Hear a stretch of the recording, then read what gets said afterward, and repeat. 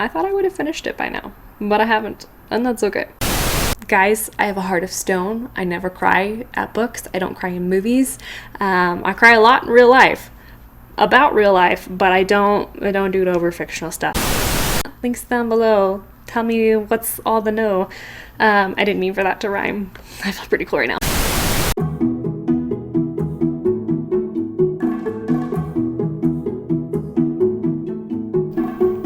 Well, hello there. Welcome back to my channel. My name is Ashley.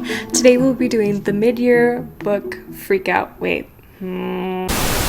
Today we'll be doing the mid-year book Freakout tag 2021. So this is the book tag where you answer a series of questions talking about kind of your goals for the year, how it's been going so far, where you plan on going from here, kind of get you pumped for the rest of the year, or to be responsible, hold you accountable for your goals that you set at the beginning of the year. So let's begin. Question 1. What is the best book you've read so far in 2021?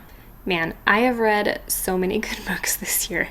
It is hard to pick one. So I'm gonna have to break it down into categories just a little bit more. So like the best YA book that I've read so far this year is probably American Royals. Loved that one. The best brain book that I've read so far is probably More Than a Body by Lexi and Lindsay Kite. Probably my favorite book would probably have to be A Deadly Education by Naomi Novik, just because it was so beautifully and authentically written. I just had a lot of fun with that book. Question 2. What is the best sequel you've read so far in 2021? I mean, the only sequel I've really read is Series of Unfortunate Events, so I guess I have to go with that one because it wins by default, but I do really enjoy Series of Unfortunate Events. So I just finished book 12, so I have one more book left in the series. I started my reread last year, so I think I've read books 10, 11, and 12 so far this year. I thought I would have finished it by now, but I haven't, and that's okay. Question 3. What are new releases you haven't read yet but want to? I don't spend a whole lot of time paying attention to new releases. I tend to shop thrift stores and the free little library, and so if it's not available there, then I probably am not going to read it until it does end up there. But one book that I've heard a lot about that I think is a really interesting read is The Lost Apothecary by Sarah Penner, I think. And this is the story about a woman who has underhanded dealings by herbs. I think it's a modern day tale of witchcraft or a past tale of witchcraft. Either way, there's semi-witchcraft going on, and I'm very interested in the subject. Question 4. What is your most anticipated release for the second half of the year?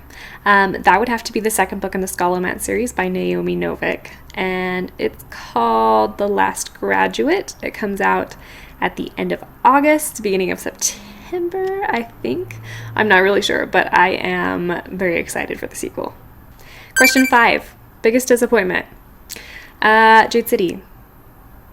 Hands down, biggest disappointment. And also The Lost Origin, the third book in the Dan Brown series. That was a big disappointment as well. But 2 out of however many I've read so far, however many that is, that's not bad. Most of the books I've really enjoyed, and if I haven't been enjoying them, I've DNF'd them.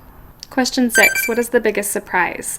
I would have to say The Unhoneymooners by Christina Lauren. I was not expecting this book to be as funny as it was. This is a total rom-com, emphasis on the comedy.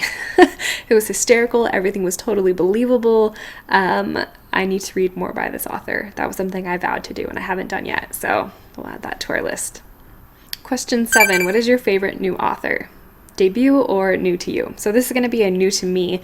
One author that I started reading this year is R.F. Kuang, who wrote The Poppy Wars, and I read the first book, and that book deeply impacted me, rocked me to the center of my core, because she was so good at writing character and character growth, and I really hated where that story went, but oh, it was so well written, and I hated it so much because it was so well written. And hate's not the word I want. It opened my eyes. It made me feel so many deep, powerful emotions that I wasn't expecting and ready to feel. but she's an amazing author, and I definitely plan to continue with her works. But I know now what I'm getting into. Question 8. Who is your newest fictional crush? I don't spend a whole lot of time crushing on imaginary characters, but one character that I have really come to love a whole lot is Adrian of Oshkosh in the Vampire Academy series. He is so ill-treated by Rose Hathaway. It makes me want to whack her over the head with the book.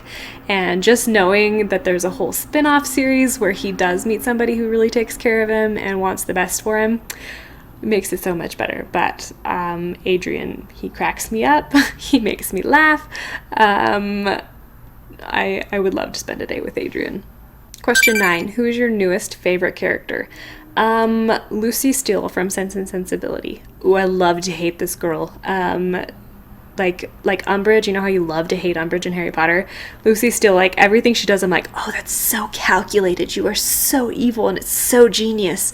And maybe there's a little bit of jealousy on my part too, to be like, wow, how do you be so conniving? Like, how do you not human like that? She just like Mrs. Olsen from Little House on the Prairie, when like anytime she enters the screen, you're just like, oh, I know something terrible is about to happen and it's gonna be deeply unfortunate but also really funny. That's kind of how I feel about Lucy Steele. Question 10. A book that made you cry. Guys, I have a heart of stone. I never cry at books. I don't cry in movies. I cry a lot in real life, about real life, but I don't do it over fictional stuff. It just doesn't happen. The only time that I really remember crying and weeping over something was when I was pregnant and I wept over a McDonald's commercial because the father reunited with his son over a Happy Meal, and I was like, something is deeply wrong with this. But like, other than that, I don't cry over movies and books, so pass. Question 11. Book that made you happy. Right now, YA literature makes me happy. So Hunger Games, Divergent, The Selection, Vampire Academy, Twilight, unfortunately, Twilight. Just being able to step out of my own drama into someone else's drama and know that this is a train wreck that I don't have to deal with is so lovely. I love that. Question 12. The most beautiful book you've bought or received this year. I bought all my books secondhand, so they're all beautiful because they were all gotten for the low price of free or $1.99. I don't know, I'm just less concerned with the beauty of the outside cover than I am the inside narrative, although I will put out into the universe that if I could get the UK edition of Brandon Sanderson's works, that would be what I would seek for. There's so much money. It's like $50 per book, and I can't possibly afford that. But if I had money to just blow, would I do that? I don't know. I would love to own them all. That's essentially what it boils down to. Question 13. What books do you need to read by the end of the year? Okay, so I first want to change this question a little bit because I don't need to read anything by the end of the year. If I stopped reading now, which I won't, but if I stopped reading, nothing would happen. No book police, nobody would get angry with me. Nothing happens if I just stop reading. So what books do I want to read by the end of the year? I feel like I made a video at the beginning of the year talking about all the classics I wanted to get to, and then promptly forgot everything on that list, with the exception of The Pictures of Dorian Gray and the Epic of Gilgamesh. So, I mean, I still want to get through those books. But the goal was to just read more classics, which I've totally done. So let's get a little bit more specific. But in doing so, my emphasis for the rest of the year is going to be on how I'm reading and less so on what I am reading. So my goals for the rest of the year involve being cozy while I read. So I'm going to set a goal to make sure that, I would love to be in the habit of drinking something cozy while I drink. Drinking something cozy while I drink. Drinking something cozy while I am reading. So during the hotter months, I'm going to make lemonade. I have never made lemonade up until last weekend, and I made it and I was like, this is amazing. Why don't I do this every week for the rest of summer? I don't know that that will happen, but I want to read outside on my patio in the evenings with lemonade. In the cooler months, I want to read inside with hot chocolate or tea or warmed up cranberry juice, like whatever. So I want to focus on making the experience of reading very cozy. Goal number 2 is to participate in a couple readathons. I have generally kept away from readathons because I make them not fun for myself.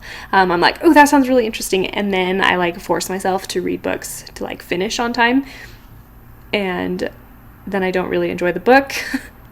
And I just do it so that I can get my check mark, and that's not a fun experience for me. Like, I read Strange the Dreamer for a readathon. I don't even remember what readathon it was, and I hated the book. And then I read it again, and I absolutely adored it, and it's one of my favorite novels, and I was so bummed that I destroyed that experience for myself. So, with that caveat in mind, the 2 readathons that I want to participate in are, well, and by readathons, they're probably more book clubs. So, Darling Desi started the Affectionately Austen book club, and I don't know if she's still hosting it anymore. If you know more details on that, links down below. Tell me what's all the know. I didn't mean for that to rhyme. I feel pretty chlorine now. But I am still going to participate because I still want to reread Jane Austen. That just sounds fun to me. So for the rest of the year, it's Mansfield Park, and then I think that was the wrap up for hers, but I was going to continue on, and after Mansfield Park I was going to do Pride and Prejudice, and then Northanger Abbey, and then Emma. So those are 4 books that I would love to read. It's a 2-month period for each of those, so I was going to go ahead and just continue with that every 2 months, finish another Jane Austen novel. But that can be pushed out and moved around. Also, speaking of Jane Austen, there is a Jane Austen readathon for the month of July. And I saw the video originally for Katie at Books and Things right here. So they're going to be reading Mansfield Park in the month of July, the first 21 days. There's a reading schedule, and I'll link that video down below if you want to check it out. So I was going to try and participate in that one because it just happens to be the next book in Jane Austen that I'm trying to read is Mansfield Park. And then they're also doing Northanger Abbey, and I don't know, we'll see. We'll see what I have time for. So that sounds really fun, provided that I can be in the right headspace for that. And then second, Emma over at her channel, Emmy, is still hosting the Dickens versus Tolstoy readathon, and the next couple months they're going to be doing Nicholas Nickleby and Anna Karenina, and I've never read Nicholas Nickleby. And basically anytime they're doing something by Charles Dickens, I'm going to try and jump on and do that, because I haven't read hardly anything by Charles Dickens, and I'm in the middle of Oliver Twist. Okay, middle is a strong word. I'm in the first fourth of Oliver Twist, and I really like Charles Dickens' writing. He's pretty funny. He's pretty funny. I'm enjoying that, and so I'm interested to read more of his stuff, and I have a ton of his work. I just haven't read it yet. So during the months when they are specifically doing something about Charles Dickens, I'm going to try and jump in and do that. And then they're also reading Anna Karenina. They read War and Peace a couple months ago, and if I'd known about it, I would have jumped on and read War and Peace again. I have read Anna Karenina before, and I'm interested to know what my thoughts are and how my opinions have changed. And I don't remember exactly what months those are for. I think Anna Karenina is July and August, and Nicholas Nickleby is September. But don't quote me on that, because I'm doing that all off the top of my head. Although, if I'm being honest, I don't know that I'm going to be able to finish Anna Karenina in 2 months. It's really a beautiful piece of work, and I don't know that I want to devour it that quickly. But maybe I'll find it much more approachable because I'm more familiar with classic literature. So we'll see. Now, goal number 3. I want to set aside specific reading time in the evenings to read books. I recently did a video where I read for an hour with 3 different books to see how long it takes me to read different types of literature. I will put that link over here. And I really enjoyed the process of sitting down and just reading for an hour and not doing anything else. That's something that I have not taken the time to do since I entered the busy world of working and adulthood and motherhood. And so that's something that I want to make an effort to do for the rest of the year. And that's not like, this is not something that I want to do every day. This is just something that I would love to set aside maybe once a week, where I just go, okay, I know that I'm going to have an hour to read, especially if I'm going to be reading a lot of these classic works of literature. I need to have lots of time set aside to read them. Oftentimes I will sit down and say, cool, I love that they're doing this readathon on Jane Austen or on Tolstoy, but then I won't set aside any sort of time in order for me to finish that piece of work, and then I get frustrated because I can't, because I didn't actually set myself up for success. And I'm definitely shifting a little bit more towards reading physical books and less on audiobooks, because I only listen to audiobooks now when I am cleaning or cooking, and I just want to make more time for reading. Goal number 4 is a continuation of a goal that I started a month and a half ago, 2 months ago, and that is to not purchase any more books. And I don't know that I'm going to hold that out for the rest of the year, but I do spend a lot of time at thrift stores. And first of all, I need to stop because I need money. And second of all, I have a ton of books that will make me perfectly happy to read, and I think I definitely get caught up in the thrill of like, oh, I will buy this new book and this new book will make me happy, and then that thrill wears off, so then I get a new book and that book makes me happy instead of actually reading the books that I actually own. So I want to spend much more focused time reading the classics that I already own instead of looking through the thrift store trying to find more and more classics that I have no plans to read. Back to the goals. One more. And I don't remember what goal we're on now. 5, 6, I don't think it's 7. But just to continue to read more classics and to read them slowly. And if I only finish one more classic the rest of the year because it takes me the rest of the summer to read it, like, that's great. Spending that time and that work and that energy to read things slowly is healthy for me. And I would like to be able to incorporate that in all the things I read, not just with classics, so taking my time to get through lots of novels. That's definitely a goal that I have. So, am I freaking out right now? No, I feel pretty calm because I'm not giving myself a gigantic list of books that I want to read. And if I don't read any of these, it's gonna be fine. But I also feel like it's not unreasonable for me to say that I will read more Jane Austen novels this year because I've enjoyed what I have read. It might be out of the realm of possibility to do Anna Karenina and Nicholas Nickleby. Yes. And if so, then we'll just quietly let that drop off to the wayside. Mostly the biggest goal is to just read more slowly. So read more, read more slowly, I guess. Anyway, I will talk with you all in another video. I will talk with you all down below and in another video. There we go. And I'll see you later. Bye!